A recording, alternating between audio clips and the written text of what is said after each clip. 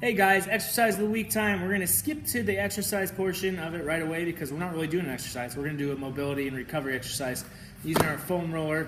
Okay, we're going to focus on our shins and our ankles.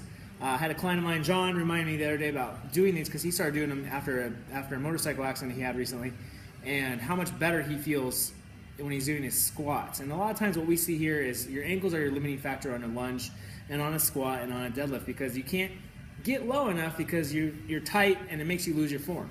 Okay, so what we're going to focus on is we're going to roll out your anterior tibialis and your peroneals in your shin area. Okay, inside, outside. Okay, right down the middle today. So we're going to get to it. First thing first, I'm going to use one of our black rollers here. These are our densest that we have at the studio.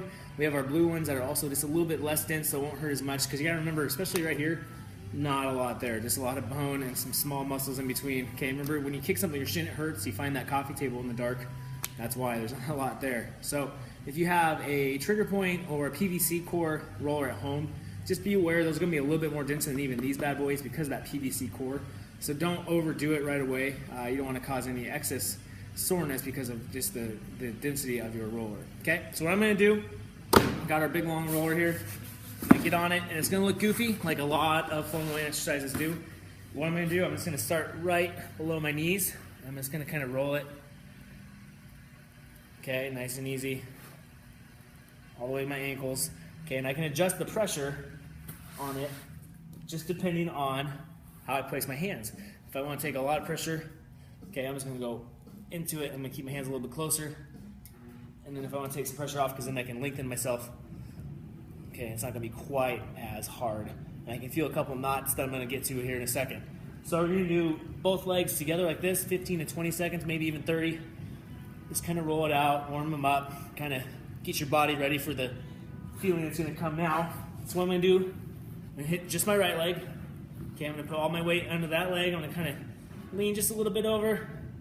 And I'm going to find those knots. And you see I just made that face I see in the camera. And it's a tight spot, so it's a trigger point. Okay, what we want to do is either A, focus on that and kind of just relax into it. So I'm just going to kind of take the weight off my back leg and off my hands a little bit and my arms. Just kind of let that settle. And what that does is kind of gets that muscle to relax a little bit. Okay, those anterior tibialis especially, they get tight. And then I can kind of focus on just that spot, rolling back and forth. Okay, 15, 20 seconds. I'm going to go a little shorter just because I'm going to do this later today again, apparently, because this is really tight now that I'm doing it. Okay, and then we're going to switch sides. I'm going to do my left, same concept. Okay, put all the weight to the outside of that leg. I'm going to kind of lower.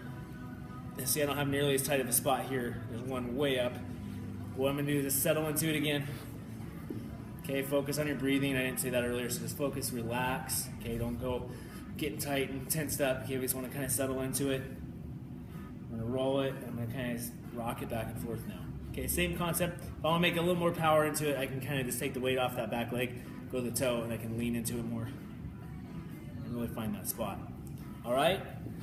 And what you'll find is you'll be a little tender the first couple times you do it, just because it's this whole new concept. Your muscles may not be super happy, but what will happen is your squat form will get better, and you can go lower into this without feeling any excessive strain in these joints. Okay, you won't be up on your toes like this. What you're gonna do is be nice and flat. You can get your butt almost all the way to the ground. Okay, depending on what kind of knee injuries you may have or don't have, hopefully, unlike me who has an ACL that's replaced. So any questions on those, feel free to shoot us a comment or a question on that. Check in at the studio, check out the website, throw us a comment that way. Let us know. I hope you guys have a great week, great 4th of July weekend, and enjoy your workout.